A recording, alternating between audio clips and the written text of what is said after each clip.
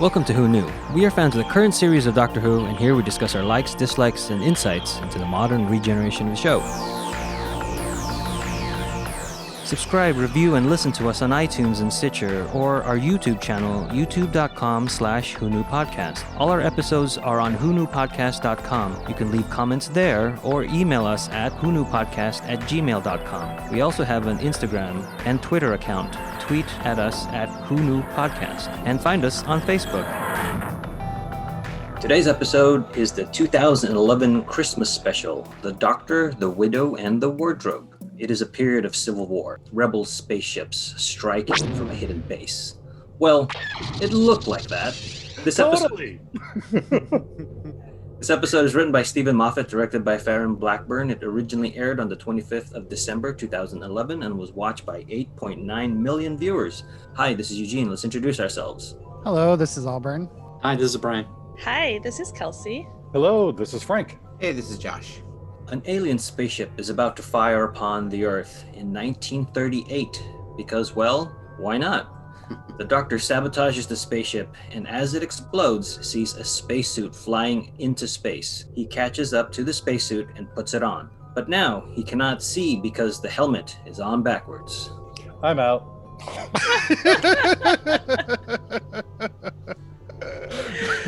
Well, it certainly does drop you right into the middle of the story and then right out of it again. This opening is definitely saying we're just here for fun. Don't think too hard about this episode. I mean, already we had the Star Wars opening reference. We had the Cylon voice as the ship's exploding, and the Doctor's screaming in space, and we can hear him, and he's taking forever to get onto that space suit and get that onto him. So it's just, this is one of those silly ones you shouldn't take too seriously. Yeah, I have a hard time getting through this episode just because I fall asleep. I don't know why. It's just this episode. But after watching it, I did get through it a second time, and it made more sense for the opening, I think, because all of the other CG that they were doing with like the one harvester ship and a couple of the other things, like I felt like a company got a chance to do some CG for them, and they're like, hey, while you're at it, do this cool spaceship, because there's not a lot of Doctor there on the exterior, but it is really cool, all the turrets and everything, but it's kind of out of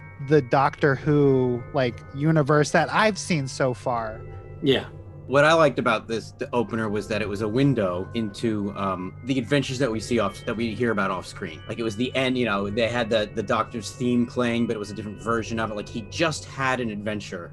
And I always like those references to that stuff. And obviously, well, probably didn't all go well, but because it wasn't a story that warranted companions and for us to see it, but it opens up that world to the idea of things happened outside of what we actually see. And it kind of opens up the scope of it. That's what I liked.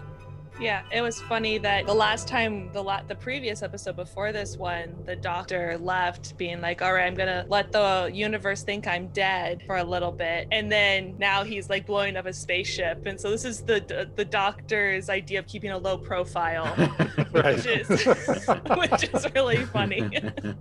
Yeah, we never learned why the ship's there or what's going on. There is a prequel to this. It's only, a minute and a half, Eugene? Yep, I was going to mention that later. I watched it with you. Hello. I know, but he usually talks about it. It's twice now you've asked Eugene rather than your husband. Do you want to bring it up now, or do you want to bring it up at the end?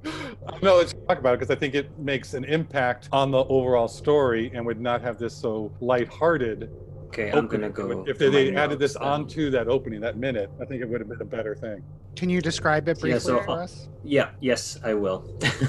The 11th Doctor is on the spaceship that we see, and he's holding a red button, which, if he lets go, will cause the spaceship to explode. While he's holding the button, he phones the TARDIS, and he wants to talk to Amy, but she's not there because of the events that happened in the last season that we just finished, and he's asking her to rescue him. And although he doesn't have his coordinates and Amy can't fly the TARDIS per se, it seems to me like he's reminding us of why he's lonely and why they're not there anymore. And then on this phone message, the Doctor wishes Amy a Merry Christmas, and then he lets go of the button, and then we kind of go into the beginning of this episode. But to me, they kind of they cross over the timelines, like what happens in the prequel and what happens in this opening. There's some, it's not like specifically here's an edit, here's one, here's the other. It's kind of like they go together. Right. And I think just his mentality of leaving a message for Amy, you don't realize he's just calling the TARDIS at the beginning. It's like he's trying to contact Amy, but then he knows that she's not on board the TARDIS and she's never going to get this message. But it's just his mentality of he could not break away from these companions at this time, which is very different than a lot of the other doctors who just drop them off somewhere. I thought it was a very well done scene, but I'm glad it's not on the episode because the episode is very standalone. And bringing in Amy is just kind of like brings in a emotion to it that I think would be kind of a cheat at that point. That being said, I like the way they brought them in at the end because what happens in the end is a callback to something that happens during the episode. Well, yeah, but I like the surprise of it. Yeah. Rather than it being a callback, I like it being out of the blue. Because you kind of forget all about Amy and Rory. Well, also, too, I felt this is one of those episodes that I like that introduces a hypothetical new companion. Yes. Sally Sparrow, whoever it may be in some other episodes that I can't. Kylie Minogue, yeah. Was that character's name? Remember? Astra. No? Oh, at Astra. Yeah, and I always like those where you can kind of see like, oh, this person would be a really good companion, but that's the only time we ever see them. Oh, at least, speaking of the pawns, at least on the version that Kelsey and I watched via HBO Max, this one did not have the Amy intro. Oh, you're right. that we've been seeing on the rest of the season. So that was nice to get away from that, especially with this story where you don't see Amy until the very end. Yeah. And I feel like the prequel was originally in this episode, and then they cut it out because of what we've just discussed. Like, Amy isn't needed. Like, you don't want that. Right. And they went for going for the emotional impact at the very end. So that's why I think the prequel and the opening, their timelines, the linear timeline, they converge. And I think I'm in the minority on this, but I actually like this opening.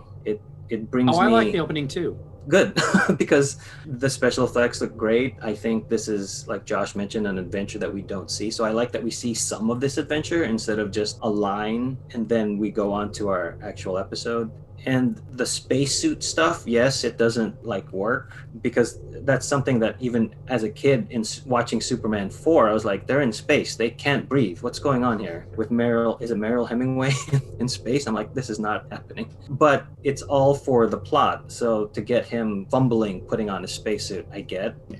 I do think that I think what I don't like is, you shouldn't be watching this episode going, well, the cold open was way more exciting than this. It should be like, wow, at the end, it should be like, oh, wow, I forgot about that opening. It had nothing to do with the show. And this one, you're just like, can you go back to the opening?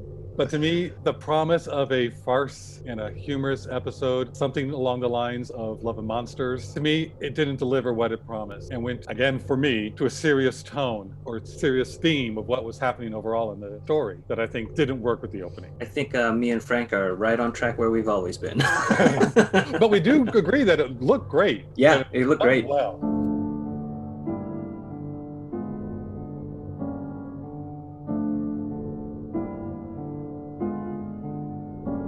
Elmira Gulch, Madge Arwell, finds the injured and still helmeted doctor and helps him search for a particular police phone box. The doctor is in her debt and tells her to make a wish if she ever needs him. She returns home to find her husband, Reg, and her children, Lily and Cyril. 3 years later, it's now World War II, and a telegram arrives saying her husband has been lost over the English Channel. The children are sure their father will be home for Christmas, and Madge can do nothing except wish for help. Escaping London because of the Blitz, Madge takes them to an uncle's empty country estate. She wants them to have a nice Christmas before telling them of their father's death. And that's the sad part. I like all of this. I enjoy the payoff that we get to the doctor getting the spacesuit, even though you can see his eye holes in the back. Yeah. That could have just been I ventilation. didn't notice. Yeah, that could In have a been spacesuit. ventilation. In a Yeah. spacesuit.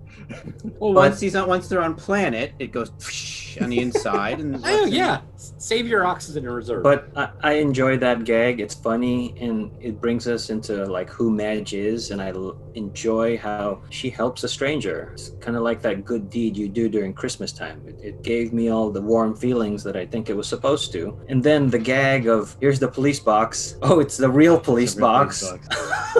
I thought that was just because, during this time, police boxes were a thing. So that was awesome to see that. And then when Reg comes into the house after Madge has left, telling Cyril what she's doing, very detailed. He just goes, out. Yes, I love that. So good. I really liked how it did, you're right. It really painted a picture of who she was. The fact that she was saying that when she crashes into things, it's the thing's fault, not her.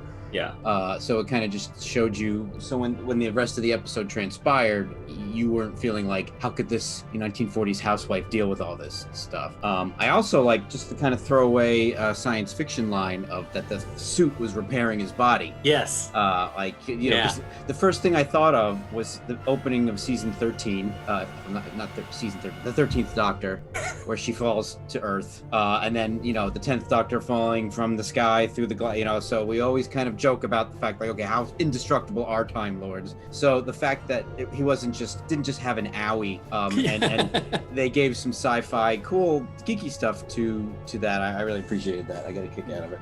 So that's where the logic for me kind of repairs itself, in pun intended, because when the Doctor is in an atmosphereless place going to Earth, he's getting into the suit, but it's damaging him. Mm-hmm. So that's why, okay, they kind of fixed that for me.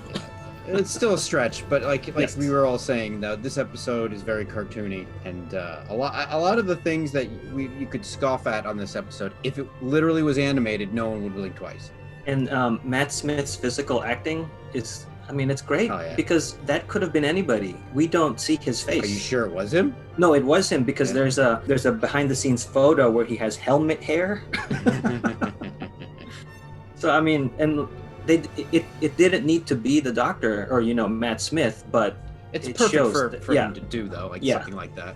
I think speaking to like the tone shift, this is still that like more magical, like the writing is on point, the chemistry is there, even though you don't see the Doctor's face, like you still feel this connection between the characters. We get all these jokes of like running into the lamp hole and her picking the TARDIS lock and the Doctor thinking his 900 years of time travel weren't as safe as he thought they were. And this is all in London, and I understand that they're also saying something about war that's coming, so of course it's gonna be darker, but I don't feel like the magic world we get to is as fun and lighthearted as this is. And I think that's part of like the problem, at least that I have with the episode, is that we start off fun and all this energy, but then we don't get enough of that to help with the meat of the drama that comes later. But the references I remember seeing just by watching it was the Wizard of Oz being Elmira Gulch as she's riding on her bicycle, and then also the Doctor seemed a lot like the Scarecrow in the way that he's trying to walk. It's just sort of because I had Elmira Gulch in my head, I saw that. And the crater where he crashed into reminded me of Superman, where they found the baby in the original movie and all that. So it's just all of a sudden this whole thing just to have references to so many other ideas that triggered in my brain, which I don't know, I doubt if they were all intentional. I think the Star Wars one definitely was intentional. What was the Star Wars one? Just the opening shot. The opening shot of the alien craft coming up over the top part of the screen. And getting bigger and bigger and bigger. Oh, okay.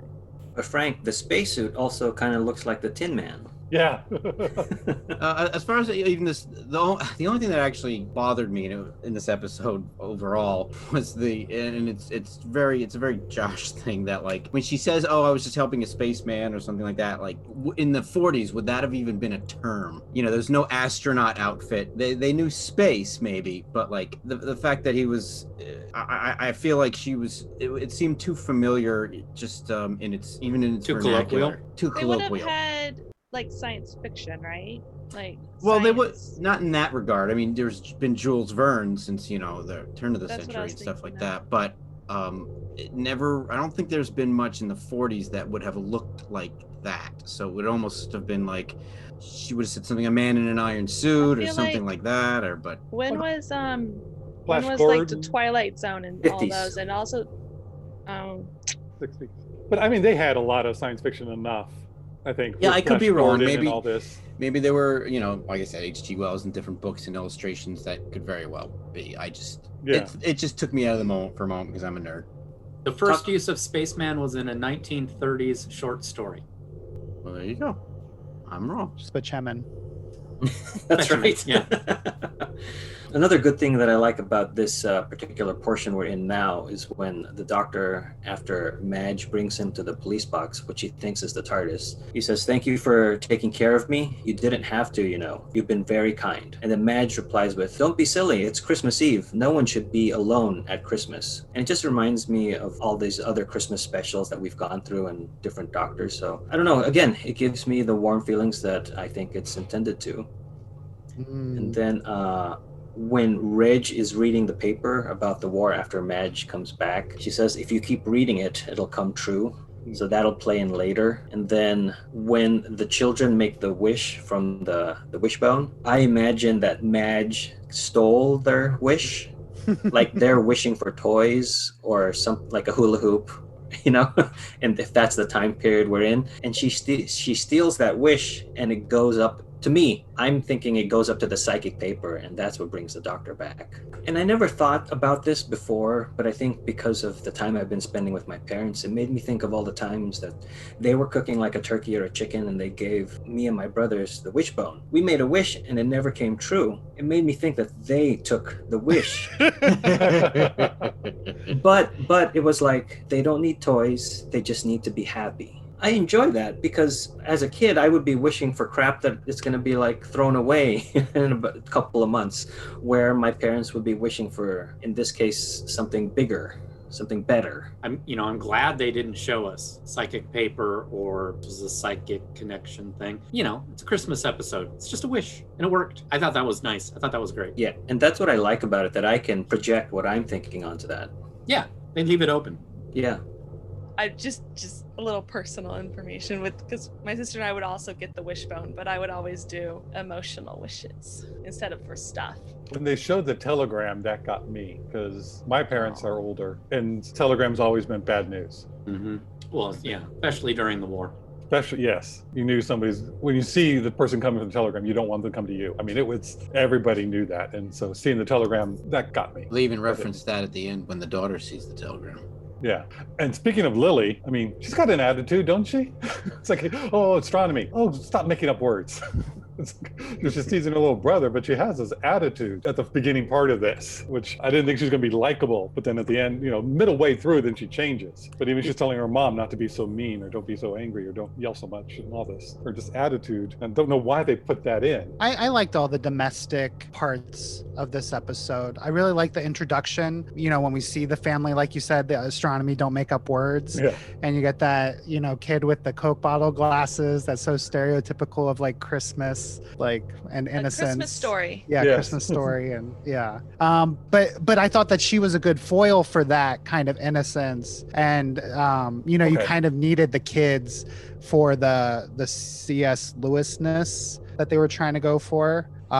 She's Susan. Okay. Yeah. Language in the wardrobe. Yeah. Susan. But yeah, it was just that one. I don't know. And especially in this episode, and I think now that you said Wizard of Oz, I've been thinking about it more. This first part before the war is so vibrant. There's like golds and lots of colors, and then after the war, and she loses her husband, it's all these like blues and grays for the rest of the episode. I think that's also why I have a little bit more of an aversion to the episode as a whole, because it's not as like colorful and bright as we go. But now that you've mentioned the Wizard of Oz connection, it almost makes more sense. They go through this darker, colorless period, but it's kind of reversed from Wizard of Oz. Right. And then at the end, you get Amy again and a nice bright orange glow inside the house, and everything's got life again. Yeah. Before we move on real quick, when they do the 3 years later text, that's when we see Reg flying the plane, right? And we have he's like, it'll tell him we're going home for Christmas. I'm just wondering that plane manufacturers just put a frame in the cockpit somewhere.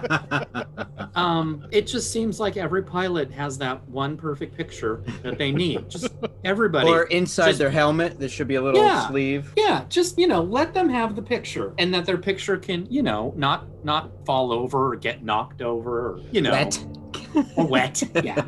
Just put a picture frame seal it right up to the console, and we would be happy. They were rationing. Right.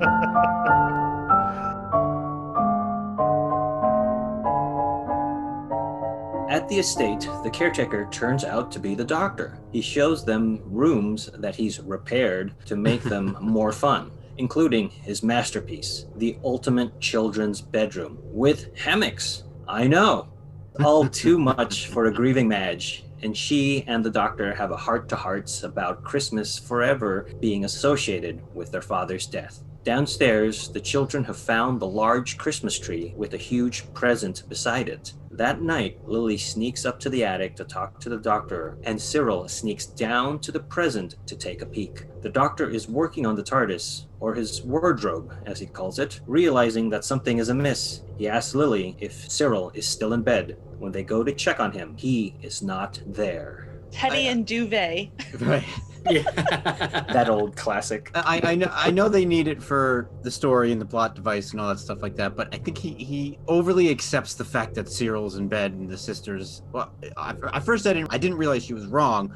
I thought she was lying. He very easily accepted that nothing could possibly go wrong in this moment, as long but if you don't have that, then you don't have the story. So I get it. But see, to me, this is the beginning of that scene is a really sweet scene, but it's the beginning of the problems with the whole episode. She walks in and sees a police box in an attic. He's fiddling with all this electric equipment, making sparks and stuff. She doesn't really have that much of an emotional response to this weirdness, and he doesn't have an emotional response to her seeing all this. It's just kind of like, we have to get them together and talk. They get together and talk without there's no conflict, there's no emotional, what are you doing in here, kind of a thing. It's all just very straightforward. Matt Smith and the girl, really, really good. It's a sweet and gentle scene that isn't compelling for me. Well, I will say I like this episode, but one thing I like about it is it's basically, this episode's purpose is an emotional story adorned with a bunch of science fiction stuff. It's adorned with those things, but those are still things. It's almost like the emotional arc of the characters was so important to Moffat or whoever was in charge of this episode that the other things were just adornments and they didn't carry certain weight. But you see, I don't see the children as having much of an emotional arc in the whole episode. They're just fine, acting fine. Well, yeah, but until they find out the end. Yeah, the emotional through line of the story is the mother, and then the doctor's kind of realization of family and himself. And that, I got choked up a lot during this. I was actually quite engaged watching this, but to your point, the rest of it was just kind of ideas. Oh, it'd be cool if this happened. Oh, we'll do this. Oh, we'll do that. And they had a lot of, J.J. Abrams mystery box moments where you're like, oh, what's that going to be? Oh, it's nothing. Oh, but wait, what's that? Oh, it's nothing. Oh, but wait, what's that? And so that's not a good show. That's bad writing. No, but I was engaged with the emotional story of it. Again, when you start watching these shows numerous times, my expectations float away. So I'm just sitting there letting whatever hit me. So even though I don't disagree with you at all, because I remember thinking those things, but this time around, I didn't really care. Yeah, I think you bring up a good point about whose emotional journey or who's having the emotional journey in this episode, and it's definitely Madge. And then at the end, the doctor. We learned that the doctor was also needed to learn something in this episode, whereas like at the beginning you think it's the kids, right? But it's Madge who's really struggling in this episode with, how do I tell my kids? How do I make this a good Christmas for them? When do I tell my kids? And I like that moment after she yells at them and then the kids leave and she shares with the doctor, I don't know why I keep yelling at them. The doctor does that really great human connection with her, and it was like, well, it's because you know how sad they're going to be later. And it was also in that moment where you almost like, you see how like Matt Smith almost could be a companionless doctor, because he's really good at making human connections with people on the adventures that he goes on.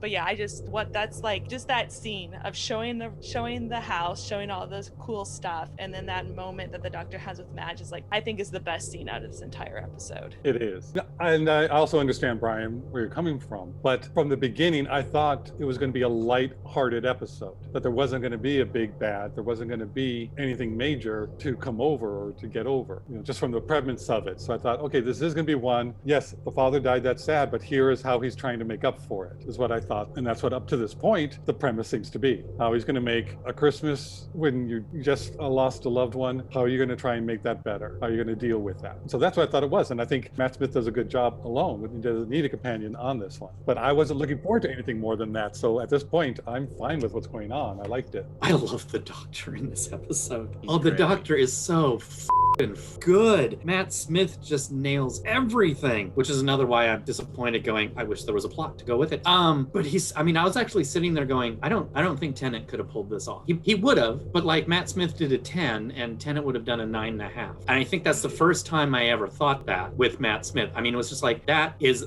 the perfect doctor. Loved it. Absolutely loved it. There's a lot in this episode. I love that scene where he says, you just don't want them to be sad later. It's great. No, he was so good. So good. I mean, I totally flipped around. I mean, I was actually sitting there going, this moment is better than Tennant. Yeah. I don't know if it was since the Lodger or maybe a little before that, going off what you're saying, thinking back, Tennant, and Eccleston, they were great at playing the Doctor, and they wrote they wrote episodes for the Doctor, and they played them great. It seems like when Matt Smith hit his stride, they started writing for Matt Smith. Like Yes. it was basically, it kind of turned a little, like Eccleston and Tennant were great at playing the Doctor, but now it's almost like they started to write the Doctor as Matt Smith. Yes. And I think that's why he's so of himself. Like this episode, you're right, it's very light on a lot of things, but he makes it work. If pop anybody else into this, it's not the same. It's not good.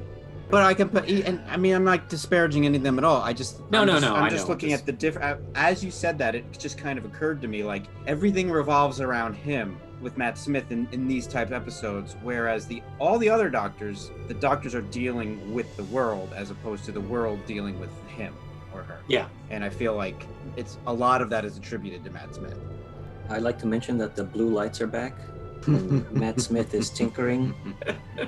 Like, there they are. And I know I mentioned this in our Christmas recommendation episodes, but the beginning when they show up at the estate reminds me of Bed Knobs and Broomsticks, because that's something I grew up with more than Narnia.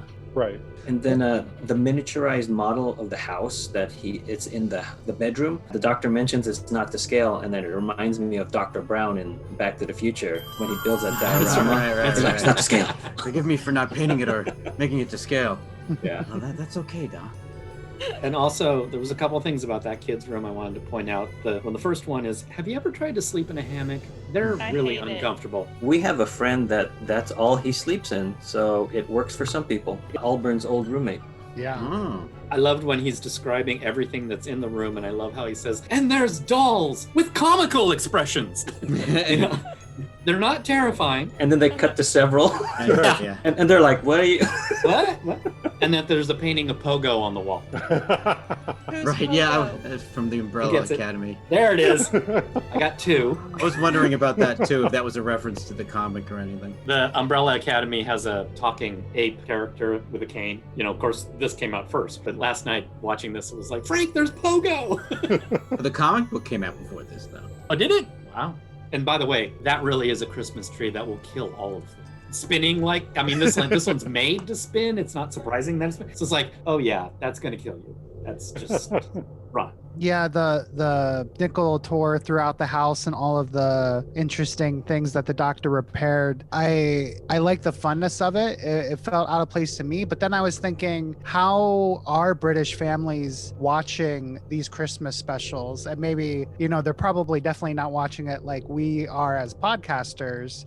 And I doubt that any of you would know. But is it like the type of thing that you put on as you're having like Christmas festivities at your place? And like it's just on, and people are like, it's just part of Christmas traditions for. Because British Doctor family? Who is such an institution over there? Right, and this is Yeah. airing on Christmas Day. Like, do you Yeah. know what time in the day it airs? Is it like it's in the evening, so I would Okay. imagine that people like would be after gathered dinner? or during I mean, dinner. only time we've ever heard people talk about it, because they do talk about it in commentaries and in the books and stuff, is from extreme Doctor Who fans. But those people do say it's a Christmas tradition. You eat, you sit down, you watch Doctor Who, and there are other shows. I think Coronation Street's one of them that always have Christmas specials as well. So it's like you sit down and watch these Christmas specials. One more line, the Witch in the Wardrobe reference in the beginning when they say we're going to go to Uncle Digby's house. Sounds a lot like Uncle Diggory, Professor Kirk's first name from the books. I also like the little line where it's like, he's in a home.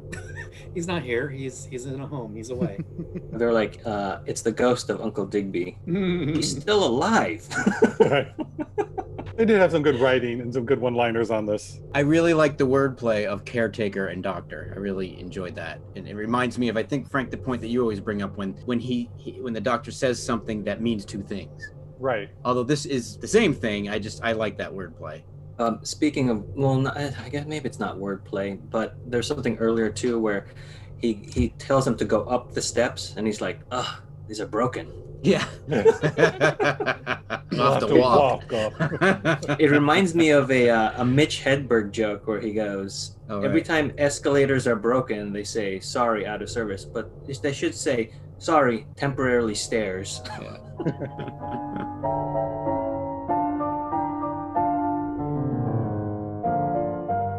Cyril opens the present, which leads him through a gateway to a snow-covered forest. He finds a lamppost and a fawn named Mr. Tumnus. Well, again, that's what it looks like. Cyril picks up a silver ball from one of the trees, and it grows bigger and finally cracks like an egg. He runs back through the open box to safety. Going back into the forest with a flashlight, he follows a set of footprints that lead from the silver eggshell to deeper into the forest. The doctor and Lily find the opened present, pass through the gateway, and follow the footprints in the hopes of finding Cyril. He runs back through the open box to safety. I don't want to go. I don't want to go. I don't want to go. I don't want to go. No. I gotta say, that forest set looks amazing. I love that forest set. And I love that the box was not on the ground. Yes, that was so cool. That was so cool. A great bit. And I kept looking, I noticed one small little thing in the compositing, but I was really looking for any mistakes and I didn't see any. It's not there. Just kidding. Yeah. But it really just adds to, it's just, this is someplace completely different that the grounds don't even line up. I love that. It's just a little thing, and it probably cost a lot more money to do an effect there instead of just having an open box on set. That's true. Yeah, that's true. Because it made it look more fantastical. Yeah. I like the little twist that this was the doctor's Christmas present, is to like tour this land that I guess is a Christmas land. Yeah, well, he even says no, it's just snowy and forestry. Christmas-like, and yes, and nothing bad ever happens. Yeah, he says at one point, but this is such and such plane. Nothing ever bad happens here. So, like, again, it's sort of like the spacesuit's repairing my body. Like, I like those little touches that like explain, like, why wouldn't he have known that? Why wouldn't he have done that? Because like when we see all that. Just like the girl who waited. Mm-hmm. Yeah, has to start checking the Yelp before going. I think this is the section too where she talks about the trees and they look like Christmas ornaments. And my favorite line in the whole episode, possibly ever in television, was oh God, I loved it that much. It's a big universe. Everything happens somewhere. Yeah, I love that. Yeah, that was a great line. I thought they had some nice banter between the two, as they did show, Lily having that snarky little attitude, which was fun. It just sort of seemed a little bit too harsh, but it was fun. And have you met a teenage girl, preteen, adolescent girl? Anyway, we're the worst. So, I'm not touching that one at all. The only teenage girl Frank thinks of is Dorothy Gale. There's no place like home. Very sweet. Judy Garland. Well, I would maybe say Dorothy Gale over Julie Garland.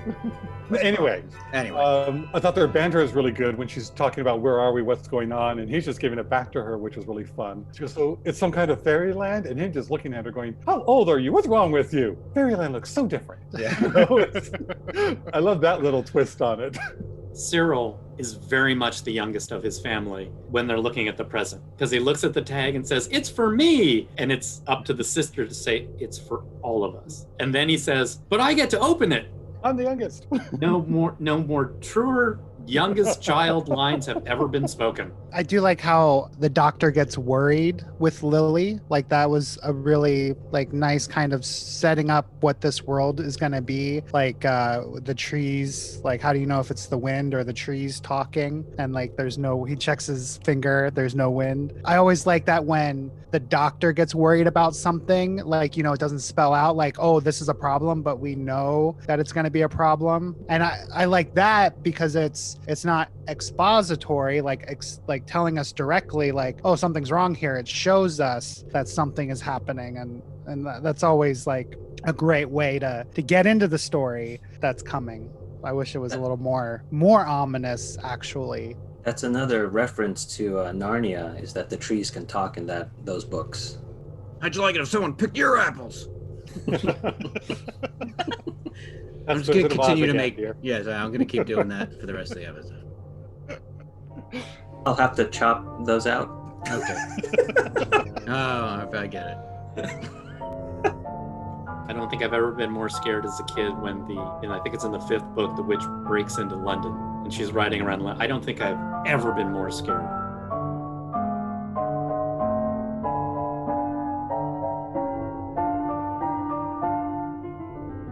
Cyril enters a tower made of trees and discovers a large wooden statue of a king sitting on a throne. Heading up a spiral staircase naturally, he finds a wooden queen statue holding a golden crown over another throne. The doctor and Lily also find the tower and climb the staircase. At the top, the doctor tries to sonic the wood, but it doesn't open. Disguised wood is still wood. Out of a window, Lily sees stars rising from the trees, which the doctor identifies as their life force. On its own, the door opens. Inside, the wooden queen places the glowing golden crown onto Cyril's head. Below, the wooden king rises from the throne and climbs the staircase. You notice the knocker on the door? No. Yes. Aslan. It was Aslan. It's a lion. A lion? Yeah. I didn't notice. The only moment that really broke the vibe for me, it was a little too much, was when the doctor looks into the ornament and sees the wooden king's face. Because up until then, it's all this mysterious what's going on? What are we seeing? It's all kind of vague, and you kind of put your own scary thought in there, and then you see a nutcracker in there, and then he looks, and out of in context, it is scary, but out of context, when you haven't even seen the other thing yet, it just was like, what? Yeah, that was a weird choice. I felt the reveal.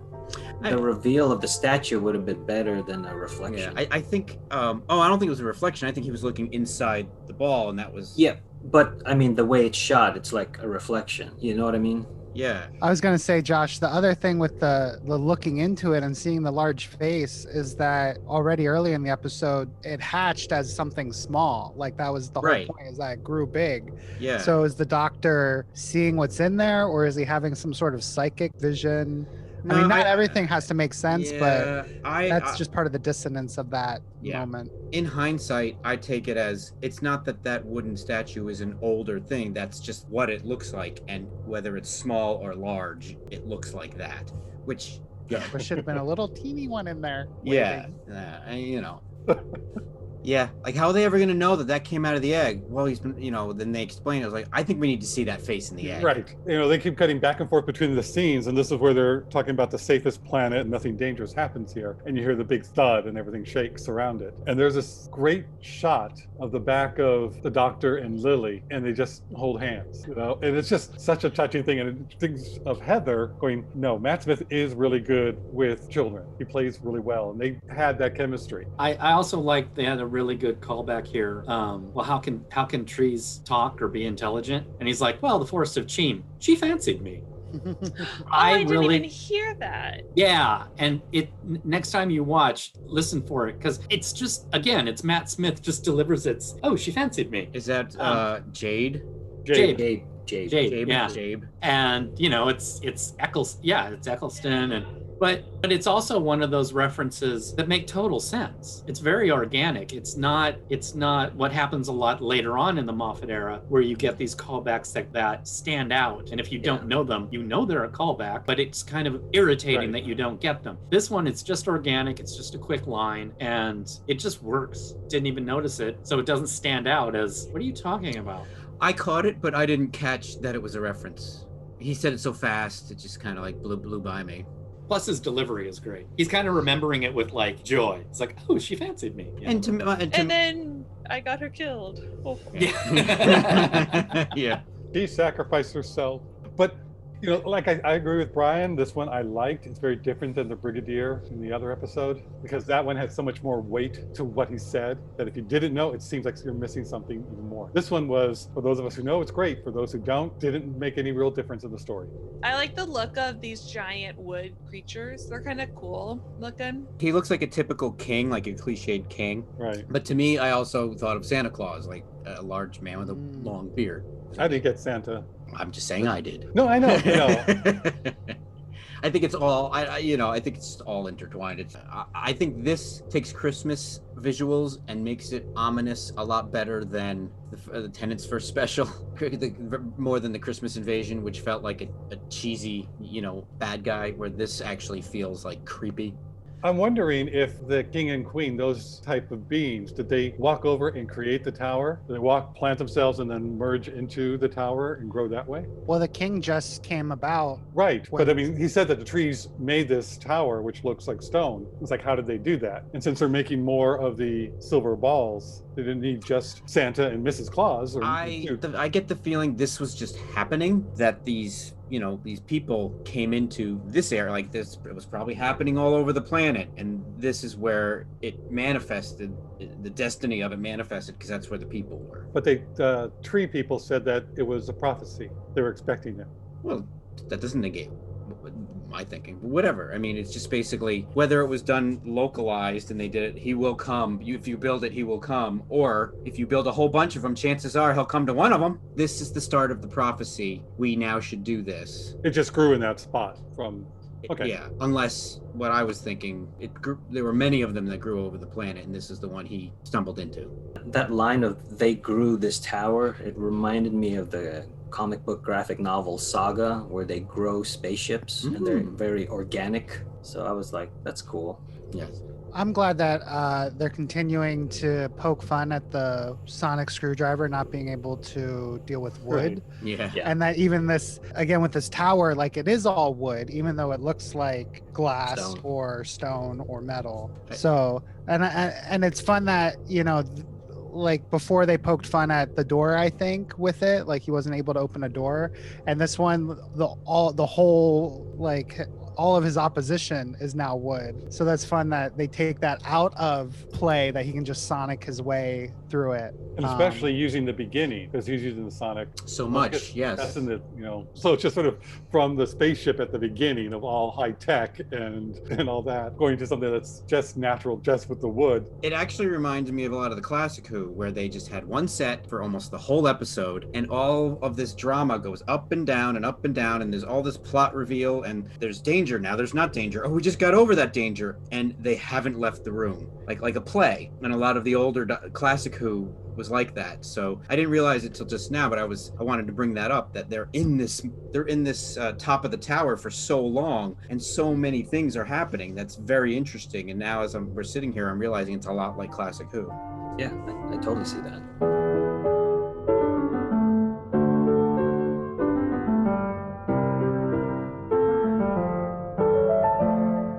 While looking for the children, Madge enters the gateway and heads into the forest. Loud thumping shakes the ground until a giant walking transport stands in front of her and 3 armed humans emerge. To show their peaceful intentions, they place their weapons on the ground. They tell her that acid rain is about to liquefy the entire forest to create fuel. Any living thing will be destroyed.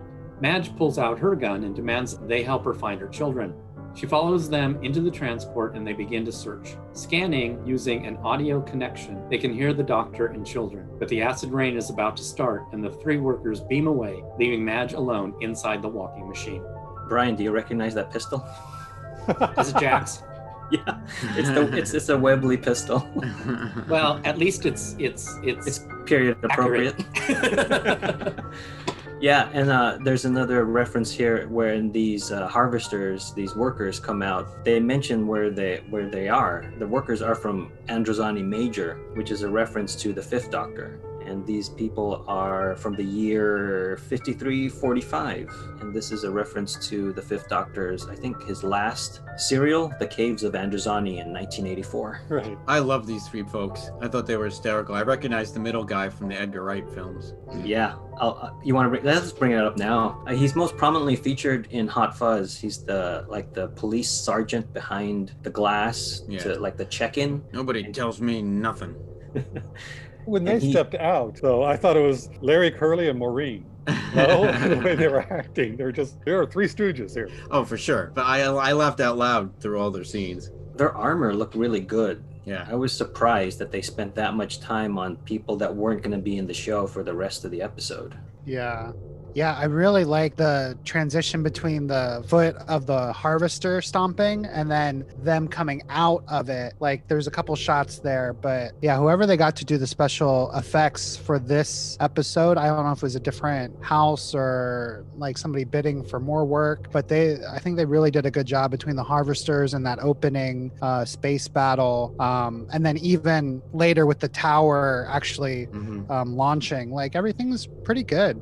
Even when the harvester was moving around and it was kind of wonky and staccato, it made sense because it was robotic. Anyone else think of Ripley? Oh yeah, the power loader. Get away from her. And then it's mother on mother. Now, okay, Eugene, I understand just putting in the Androzani reference just to reference something else, but I don't know, I wish they would have tied it in some other way, because I looked up Caves of Androzani, and that was 300 years before this happened, and they had the two planets that were twins, the one where the humans would be living on, which was Major, and then Androzani Minor was a desert planet, which had the caves, which had bats living in it. It just opened a lot of questions for me that I was like, oh, I shouldn't have gone down that rabbit hole. I think of it kind of like in Return of the Jedi, we're going to the moon of Endor, not Endor. It's again Moffat, because Moffat grew up with the Fifth Doctor, so I think that's what he likes. He likes to call back to things that he grew up with. And so this one was, there's trees. Oh, Androzani has trees, instead of just barren wasteland like we saw in the episode. Okay. Oh, so they are on Androzani. The planet that they're on is Androzani? No, I don't think so. I think they were just saying that they're the type of trees are Androzani trees, like oak. Yeah, because the harvesters are from Androzani Major, which is not where the Caves of Androzani story takes place. So I felt that Moffat likes the Fifth Doctor, so he saw that since Androzani has two planets, Major and Minor, he could just write a line to throw back to that we don't see. Right. You gave a reference, and it's like, wait, let me go look up. Was this before that happened? Was this after that happened? And now it has no correlation to it except using the same name. Well, now we know what you can write for your next fanfic. I wanted to see more of those harvesters. I even liked the way they left, though, the way that she kind of like braced herself like it was an uncomfortable experience that was coming. Yeah, at first I thought that the guy would want to get out of his bindings, but then he was going to be teleported anyway, so I was like, oh, that makes sense that he didn't care. Yeah, I just loved them. I wanted to see more of them, but that was it. I did like some of the lines where I'll call her Mo. Those are the Three Stooges. She put down her gun first, respecting her as a woman, sir. Right, yeah. And their reactions were really great. And then his saying, "You're not going to pull that trigger. You're not going to kill us. There's nothing you can say that'll change my mind." And her line, "I'm looking for my children." And his eyes. And I like how they didn't stop a mother looking for her children. Yeah, they didn't overplay that either. He just was like, oh. I almost wanted her to quote Liam Neeson, have a certain set of skills. But Josh, back to your point of really liking these characters, I agree, and I think that's part of the problem that I have with this episode is there are a lot of good things that I like in it. It's just they're not really connected well. Yeah, like there's opportunity to say something more with that whole other story. And I know it's a Christmas special, so you don't want to say, I don't know. It just seems like there's a lot of missed opportunities to really connect and make something that we would say is like at another level. Not that this is bad, but it's just like those mishits Yeah. make it harder to really to evangelize this episode, to say, oh, you gotta watch it because it's great. Just those few little missteps. But I mean, it's good. It makes me think sometimes that, it's hard to see the circle while you're standing in it. And I think... Would you say the forest for the trees? Yes. And I think a lot of the times with shows like this and other shows too, like you hear filmmakers and actors going, we didn't know this would be a hit. This was just another gig until it came out. They are not, like George Lucas says, even though whatever. I've never seen the Star Wars I've never seen the Star Wars you've seen, because all I see is what I didn't get to do. And then we saw him when he got to what he wanted to do. But so he never was hit by this thing. So the makers of the show, they are not seeing it in the way that we see. It doesn't negate any of the things that we've been talking about, but it's just interesting to think that where we're sitting here like maybe really in a moment, and then something totally takes us out of it, and maybe they wrote it like, oh, this is going to be great, or something, or who knows, or I hope this doesn't take them out of it.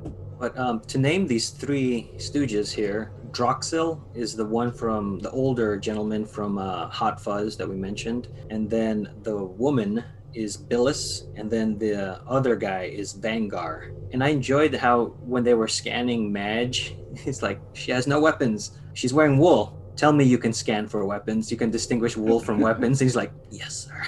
Not all. But then you say like, but organic fabrics sometimes disrupt our sensors, things like that. Yeah, I wish these guys were in it more. Well, if we're staying with the Christmas theme, are these the three wise men? Oh, maybe. They're not very wise. Maybe it's opposite day. It's opposite day on Androzani Major.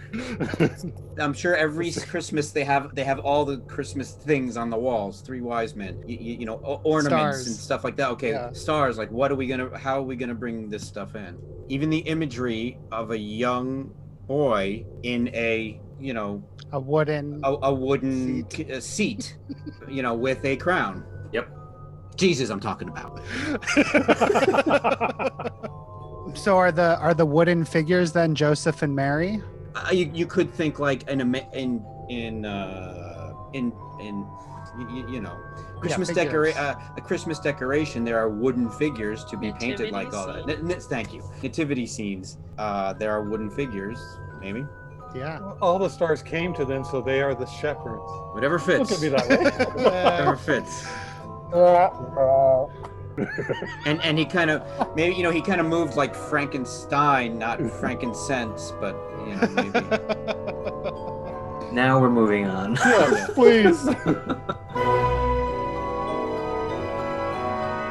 Cyril is connected to the wooden people and tells the doctor that they are scared of the rain that burns and they are trying to escape. They need to travel inside a living thing and are using the crown to place their essence into Cyril. The boy is too weak and cannot hold them all. They need someone strong. The doctor removes the crown from Cyril, but it burns his hands. The wooden queen says he is also weak. Lily grabs the crown out of his hands and discovers she can hold it without pain. She is strong. Strong, but young. Translation glitch, she is female. Well, that's set in a certain time period, because now binary is not a thing. So it's like, wait a minute, whether you're male or female, that's the translation. Just looking at it now going, well, that's very different. That didn't cause any issues at the time. You could also look into it even in this time. Like, it doesn't mean there aren't linear races. They were going for the mothership idea. I think if they would have written it now, it would have been a little different, where strong would have meant mother. Like she said, where are my children? It's like, she will stop at nothing. She's gone through loving another person so much. It wasn't Which again, it could be parent. It wasn't necessarily genetic. Right. His ability to carry life. But isn't that what they did say about Lily? They said she is strong, but she is young. Like, she's not really, and then the mom shows up. Right. And that's what they got to at the end, is that it's the mothership. I don't know. It just kind of, I don't know. It dates it. Probably just being and also just for me being just oversensitive, that like, why couldn't it just be that the women in the group were stronger? Then for it to, in the end, be like, oh, it's just a translation glitch. It wasn't actually saying that this person is stronger than me. It's saying that she's female. Cool. It's like, yay, women. No, not really. By using the term strong and weak, putting down men, which a lot of people go, well, that's feminism. You put down men. I go, that's not feminism. It's equality. And so I wish they would have chose different words for that. Yeah, I ready didn't like or men. not ready or something. Yeah. Because the doctor we know can carry life. We saw now that he's a woman, the 13th Doctor. I'm in agreement with you, but I looked at this as because women are built to carry life, literally with a womb. So that's why they were an apt conduit. Like other men don't have a womb. That was the analogy or whatever. I don't know. I'm just looking at the analogy that they're giving in the show. And it ends up that they just want to use her for her uterus. Exactly. Kind of idea. It's like Exactly. nowadays it shows very good different. point. Nowadays it reads very different in today's society. So switching things to something else that we don't like I don't like, is that the doctor kind of figures it out, like what's going on, the translation. It just seems too quick. It's like I'm on board with what's going on in this episode, and then at the end everything is just kind of yelled at you. Right. And I don't like when exposition in that manner is told that way. Right. It's kind of like we don't have time to explain, but here's something. Right. Let's keep running. I mean, when he was yelling to her, like what to think of and what it means. Well, before, what we were just talking about, how What the words mean. strong right, versus weak. I'm like, do you want to give us a little more? Well, I and completely agree with you. It's just not that uncommon in Who to do that kind of quick exposition. Right. Yeah, and I think that's my main problem with season 6. It happens a lot. Yeah, And that's then- true. And then now it's happening at the Christmas special, where I'm reminded of what I don't like about season 6.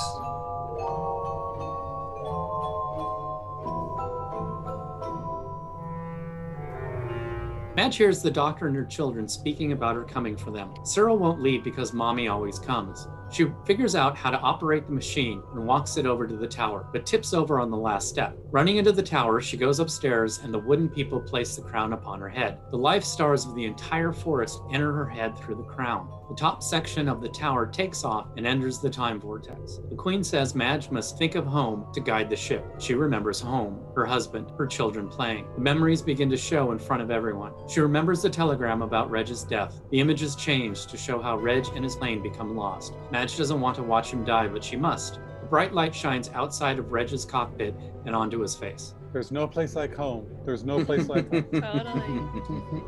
Totally. The track that plays as Madge drives toward the tower and she yells, "You're fired," at the doctor. I enjoyed that. Yeah. I think it's called "You're Fired," actually. It's a great track. I really enjoyed that moment in that. It fit with the triumph of her figuring out how to drive this alien machine because she has to do whatever she has to do to save her kids. I really like that. Yeah, that's a great moment. Yeah. Right, and it was also set up for us in the opening scene when she is driving a car. She is someone who is not afraid of technology. And she's also not afraid of like bumping into things. So this whole forest is a whole obstacle course. Sure. These are all light posts that she's running over. And I did like her sense of humor when she comes into the tower and says, "Don't go outside. The rain is frightful." That's And her burning her jacket's jacket smoking. and everything. Yes. I took that as a reference to Let It Snow. The weather outside is frightful.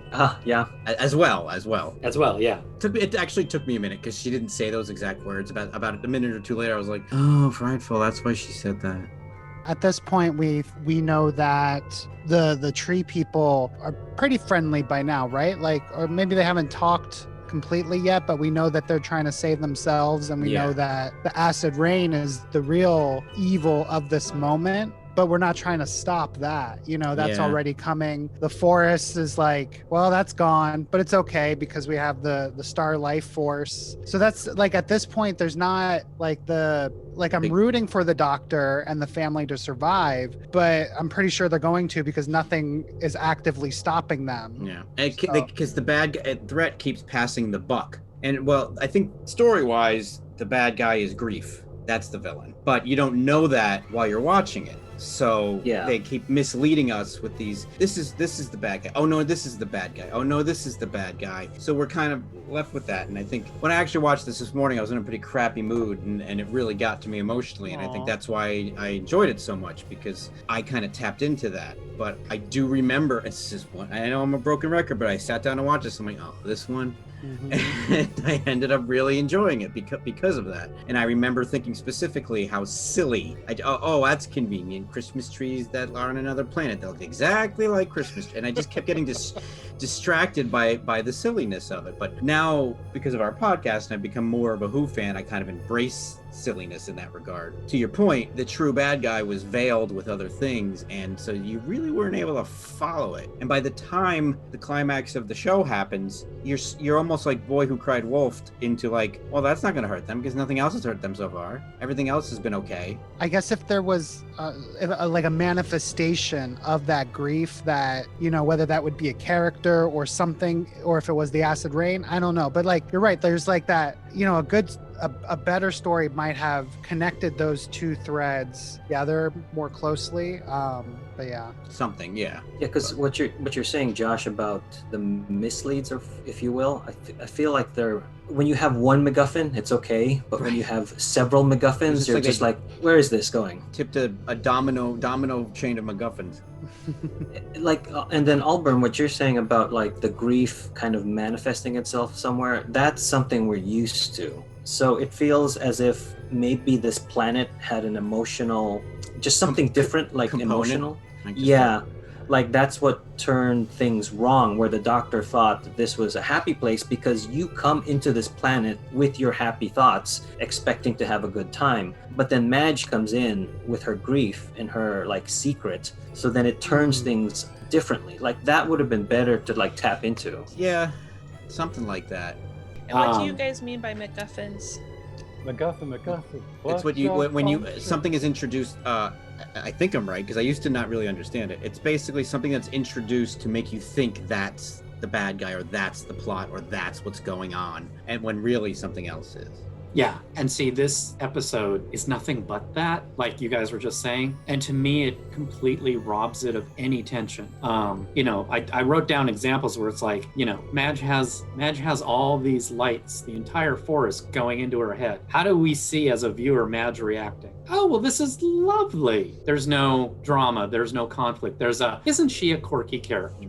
They have this mysterious thing growing on a tree that drops down and gets big and big and bigger and bigger and bigger. Oh my, what's that going to be? That guy sitting in a chair.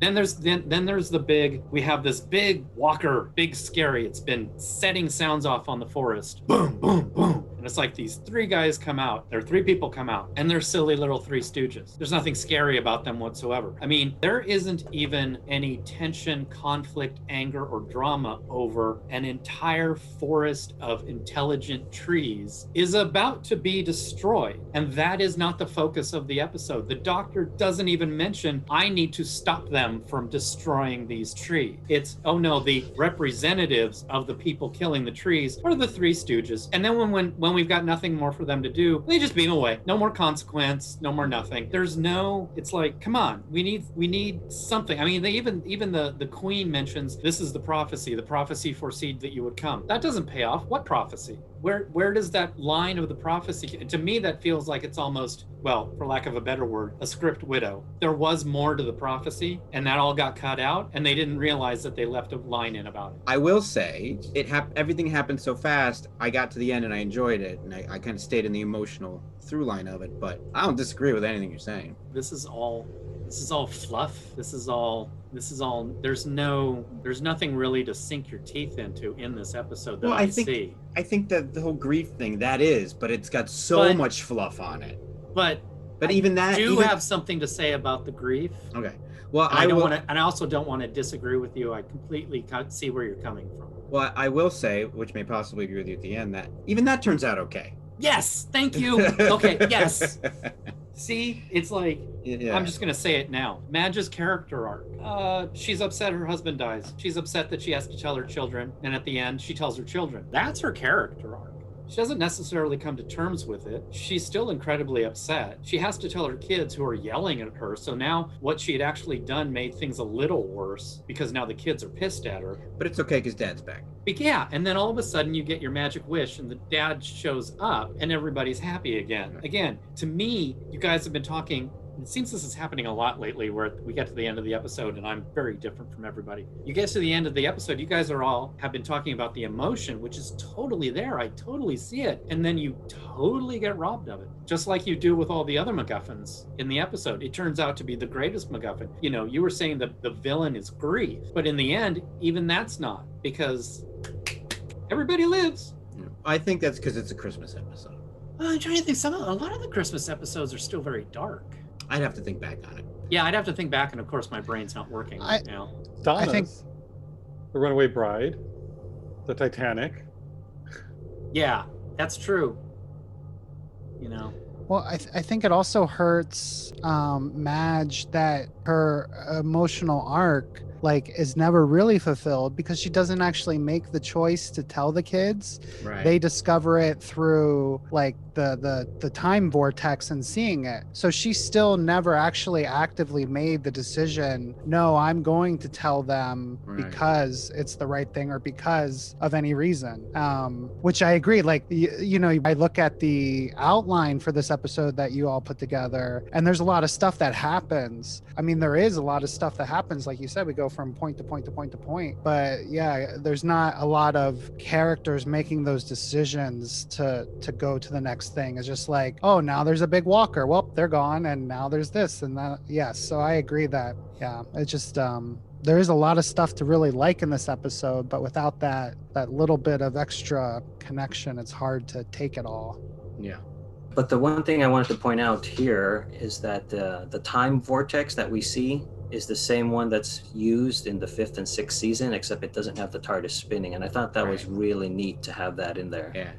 Part of me liked it because it's something we're familiar with, and that there are other races out there, or whatever you want to call it, that can use the time vortex. It's not just Time Lords. And part of me was bothered by the fact that there are other races out there that can use the time vortex, not just Time Lords. I was kind of torn on that. I found it interesting, and I was like, well, and that's just like a sidewalk. Why? And what makes the Time Lords special? Well, and also that they grew this whole spaceship out of trees.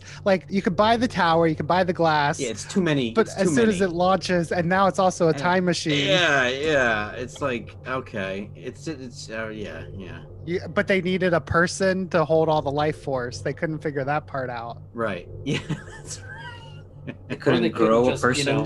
Fight back against the people trying to kill them. Like Ents. Some peaceful. intercontinental missiles, take out those acid peaceful. rain satellites. They can build time traveling spaceships. Yeah, build a time traveling spaceship, go back an hour, and blow the ship up. That's what the ship was at the beginning of the cold open. He was blowing up the ship that were going to melt the trees in the future. Boom, done, sealed. It is all connected. It's a perfect bow. The writing was too clever. No, I can't agree with that.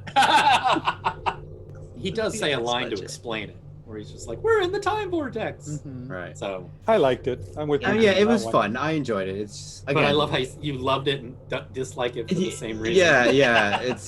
That's how I feel about this episode. Is that it's just a light fluff fun with an emotional undercurrent, and but I see that that's all it is, and by kind of expecting that from frame one, I can enjoy it.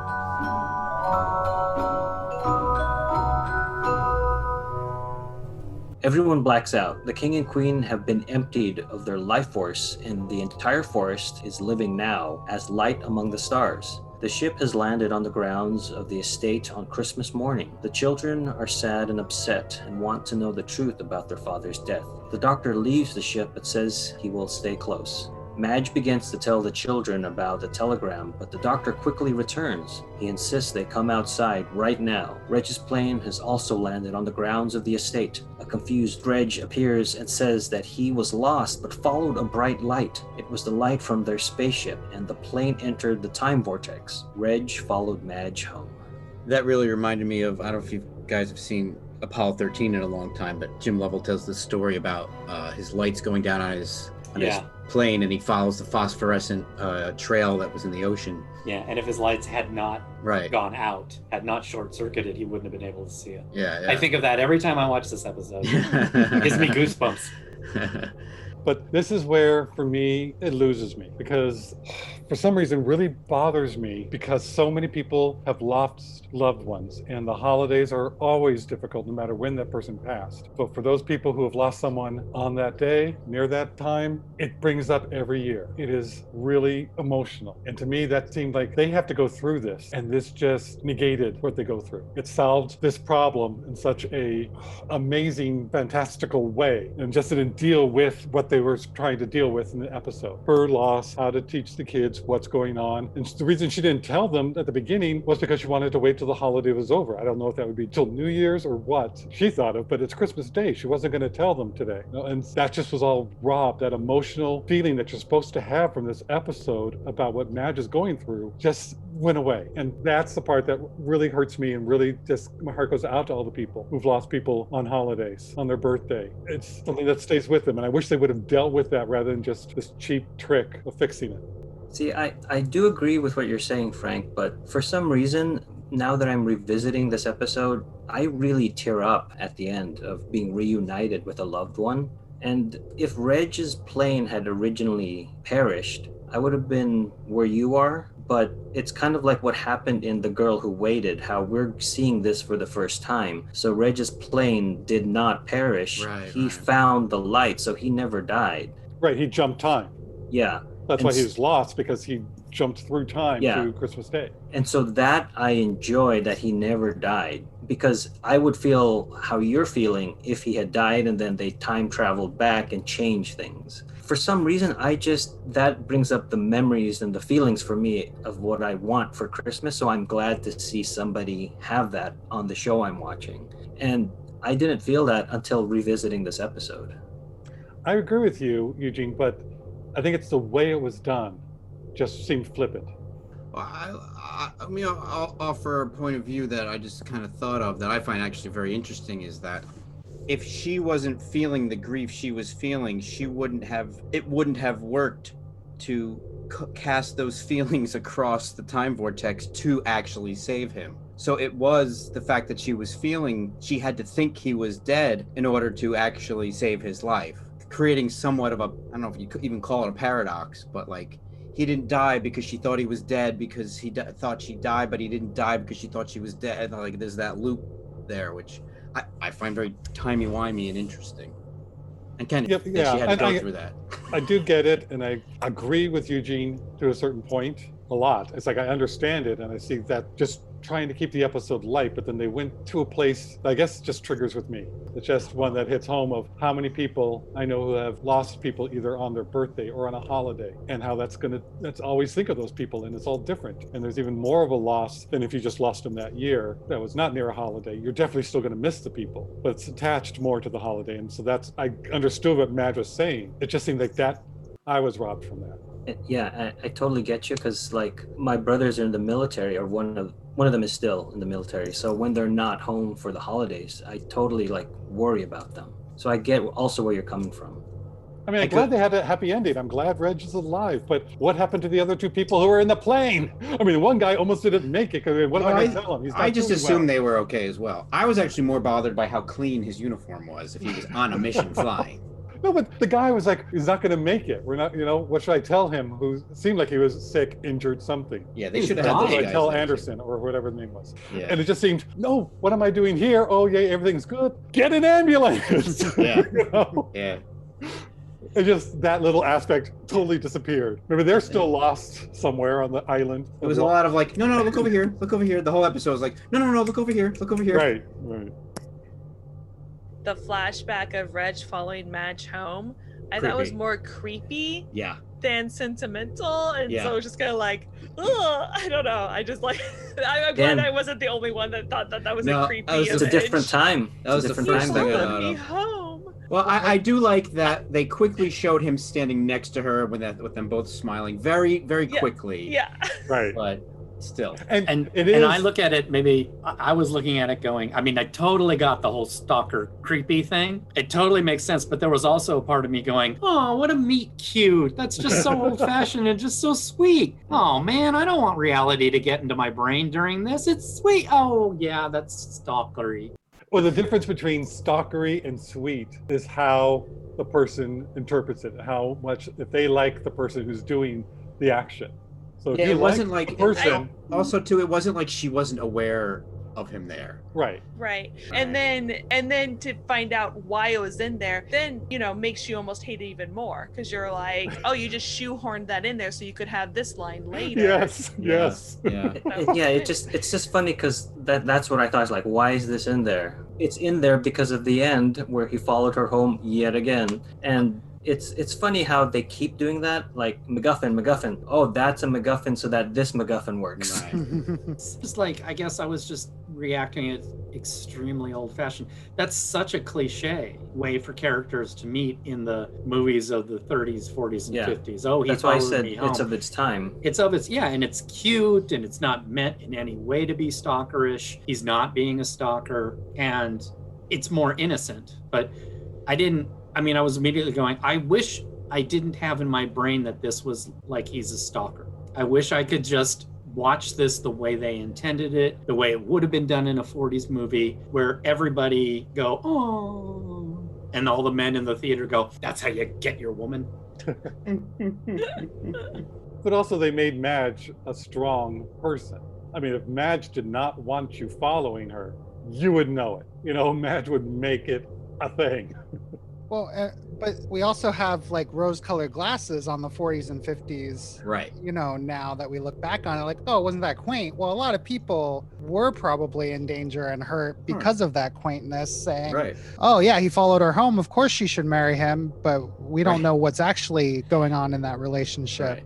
Like the Black Dahlia. Okay.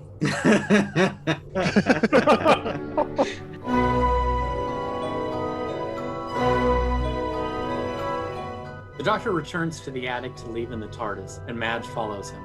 She sees the police box and realizes he is the spaceman from 3 years ago. She helped him out when he had a bad day and he wanted to return the favor. She asks him to stay for Christmas, but he declines. She asks about his friends, and he tells her they think he's dead. Madge uses her mom voice and orders him to tell his friends that he is not dead so they don't spend Christmas alone. I like that. Madge I love uses this scene. I love this scene. her mom powers. I like that a lot. I love this scene because it's finally leading off to a payoff. And especially the more and more I watch this episode, this for me, it's like, again, Doctor blows up on the ship. They have their little meet cute. She helps him get in the TARDIS. Can we just cut to this scene? Because all this stuff has been brought up before about how the Doctor doesn't do Christmas. And this gives him good reason to. And I enjoy that Madge, not knowing all of that backstory, can see it in him that he needs to go to his friends. But she also sees that his friends need it. Yeah. Because it's like, I've just thought my husband was dead. Don't do that to them. And also being a mother, I think she knows. And I like the doctor's response. Okay, Mom. It was a great little bit. When Reg shows up, he's still wearing his RAF uniform, and it's the same thing that Jack wore in the Doctor Dances. So I like. Oh, is it really? Well, because it's a uniform, like with the blue shirt and the suspenders. Yeah. And so I like that. That's why Jack wears that, because he was an RAF pilot. Madge handles it all well. Yeah. Reg comes in and the police box is disappearing, and he's like shocked a bit. And she's like, well, he's just going back into the time vortex. I was there too. Kind of cool. Yeah. Well, I guess it goes to like the motherliness, just seeing like everything's okay, everything's good, and whatever is not harmful, I'm able to accept. That's kind of how I took it, because it's a vanishing police box. It's not acid rain. It's not creepy wooden creatures. Right. Back in London, the Doctor arrives at Amy and Rory's door 2 Christmases after he last saw them. They knew he wasn't dead because River told them and invite him in for Christmas dinner. They always set a place for him. A happy tear rolls down the Doctor's face. He is home for Christmas. I think they really missed a good moment here when they said, well, I'm not going to hug first. Well, neither am I. I was totally waiting for Rory to come around the corner and see him and like just run into the Doctor and give him a big hug. I agree. Because they gotta have that will they, won't they, but we know they won't romance with the two of them. Right. Still a nice moment. And was this mentioned before in another episode, how their door is TARDIS blue? Yeah. No, I think Was that in the God complex? The same the place end. they dropped them off? Yeah, I think we did. Yeah, Possibly, we did. But this one, it really does It because really stands out. the angle over Amy's shoulder, the TARDIS is in the street, Yeah. and the door is in front of the TARDIS, so you can really see it's exactly the same color. Yeah. It's also freshly painted. Yes. It's almost like we repaint the door TARDIS blue every year. Every Christmas, in Christmas case he time, shows because up. that's Yep. the best weather. I really think Matt Smith played this moment really nicely. It could have. Yeah, it's great. I was waiting to be like, it's nice sentiment, but it's too on the nose and cheesy. But I thought he did great. I like that they have been setting a table for him for 2 years. That's Yeah. awesome. And it reminded me of the Brigadier always pouring a glass for the Doctor. Right. With that, I like to think that all his companions that he has parted ways with always set a table for, or something for him. But it's just, I just like that image in my mind of like, And I think in this moment it's even sweeter because we're introduced to Amy being kind of a curmudgeon with the water gun for carolers, you know? So it's not like she's being shown as someone with a ton of Christmas spirit, but still like that familial connection that they have. Like at Christmas time, you shouldn't be alone. Like even if you don't like Christmas carolers, you should still have a spot ready for your friend to come over on Christmas dinner. I also kind of like that Amy robs his thunder a little bit because it's like, hey, here I am, I'm not dead. And I like how she's like, River told us you weren't dead. So we've just been sitting here going, he's not showing up. And and then the Doctor's like, oh, she would. I love Amy. She's a good girl. I just love that. Yeah. I find it odd that 2 years, it just feels like a long time. And this is just me personally. You have a time machine, go back before 2 years has expired. He's not very good at landing where he needs to land. Still, it's just, this is part of this run that I don't like. Things are kind of convenient, but Yeah, they're but then not. You don't have that moment then. Then you don't have the moment that you just talked about that you love so much.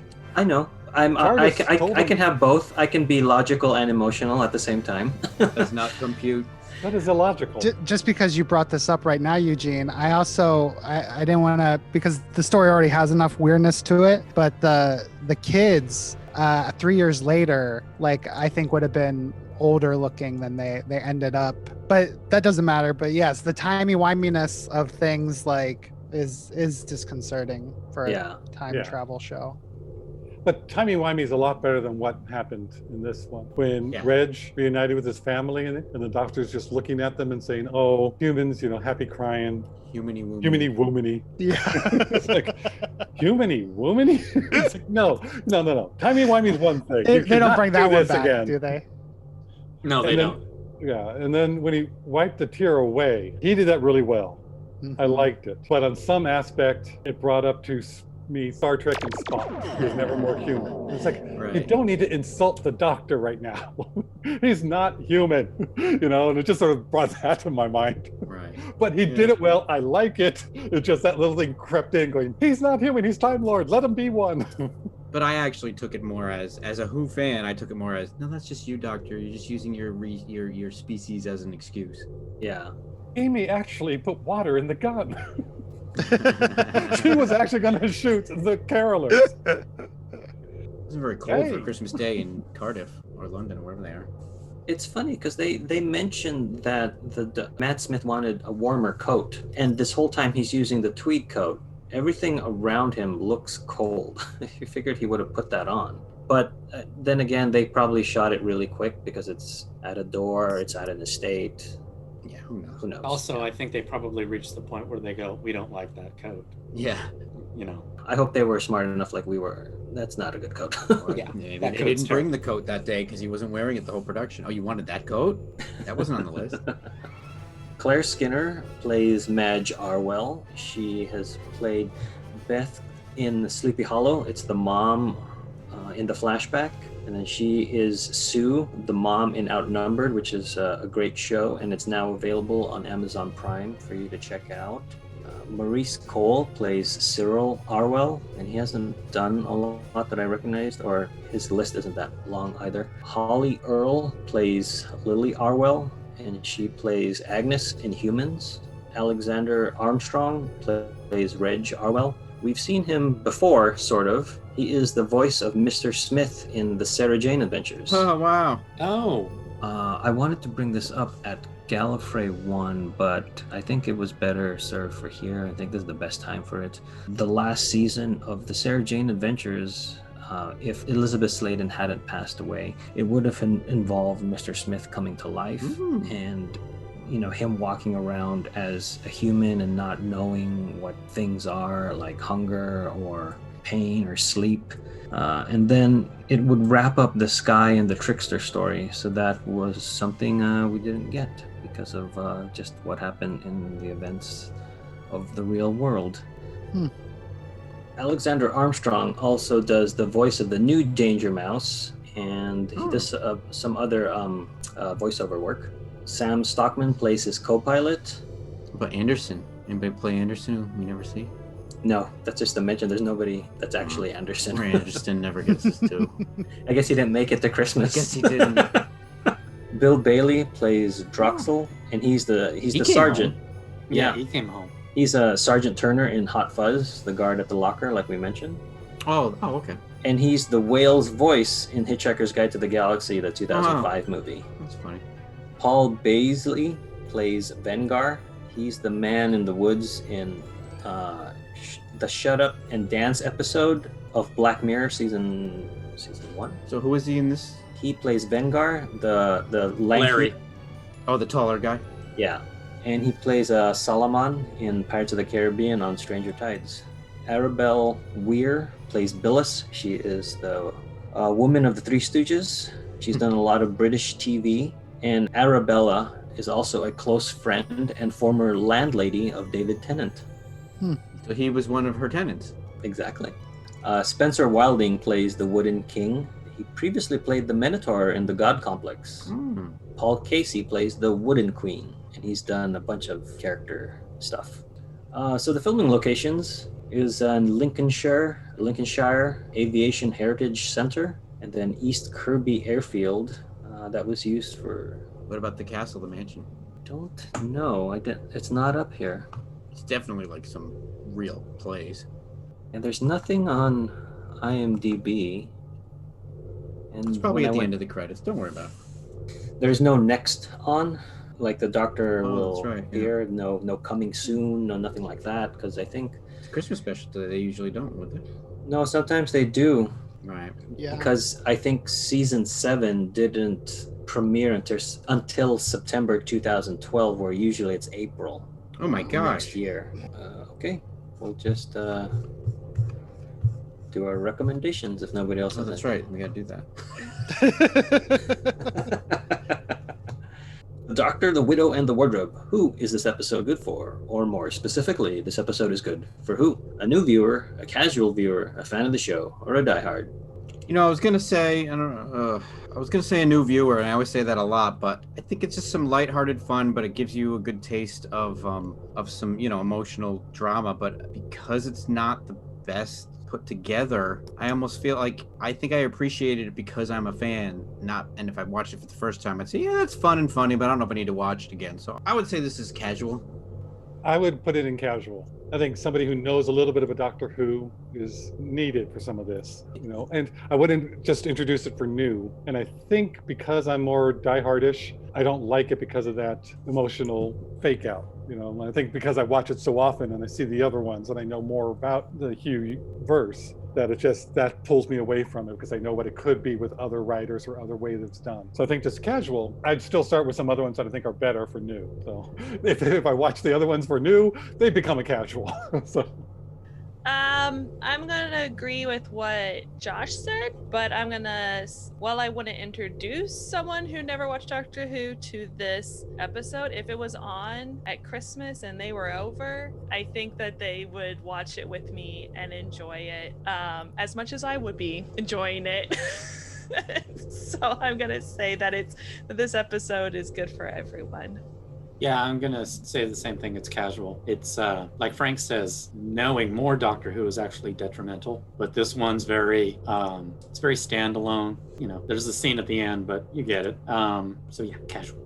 I think I'm going to say actually a fan, just to set the average back to casual. Or but I wouldn't show this to somebody who had no experience with Doctor Who, and I never found myself as a casual viewer like really wanting to go back to this episode. But now as a fan, like, and after discussing it with all of you, I think I can appreciate it a little more for what it is, like where it's coming in the whole like run of the show, and also like just what it's trying to do as a Christmas episode in between things. So not to say that it's bad or anything like that, just yeah, I think now that I'm more of a fan, I think I can appreciate it more than I did as a newer casual viewer. Yeah, I will agree. I'm going to put this in a fan because when I first watched this, I didn't want to revisit it. And then revisiting it for the podcast, I found myself able to enjoy it and appreciate it more. And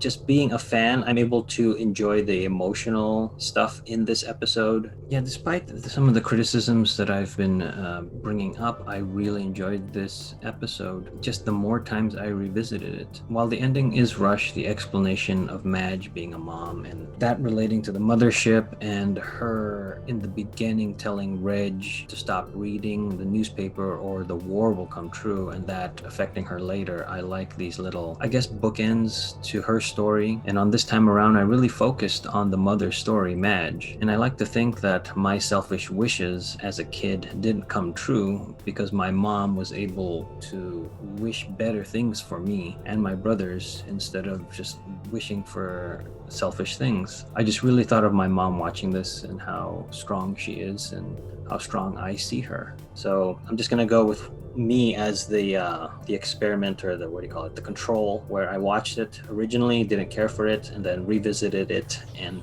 now I appreciate it. So it's a fan for me. That wraps up The Doctor, the Widow, and the Wardrobe. I wish everybody happy holidays, Merry Christmas, and Happy Hanukkah, and Happy New Year, and whatever holiday or deity you worship. You've just listened to an episode of Who Knew? Our wonderful theme music is by Michael Grady. Find him on Facebook at The Universe Explodes. All our episodes are engineered by Allburn. You can find him at albernbinkley.com. You can also find this show in several places. Follow us on Twitter at Who Knew Podcast. Subscribe, review, and listen to us on iTunes and Stitcher. Or our YouTube channel, youtube.com/whoknewpodcast. All our episodes are on whoknewpodcast.com. Visit our Facebook page. Please leave comments, reviews, and click like to help support Who Knew Podcast. To listen to our show on your Amazon Echo device, enable the AnyPod podcast skill. Ask AnyPod to play the Who Knew podcast. This podcast is inspired by Doctor Who, the longest-running sci-fi show in history. And especially the revival, spearheaded by Russell T. Davis. Thanks to Russell, Sydney Newman, Verity Lambert, Ron Grainer, Delia Derbyshire, and all those involved in the adventures of our favorite Time Lord. Your work continues to inspire and entertain. Thanks for listening, stay safe, and we will see you next time when the future becomes the present.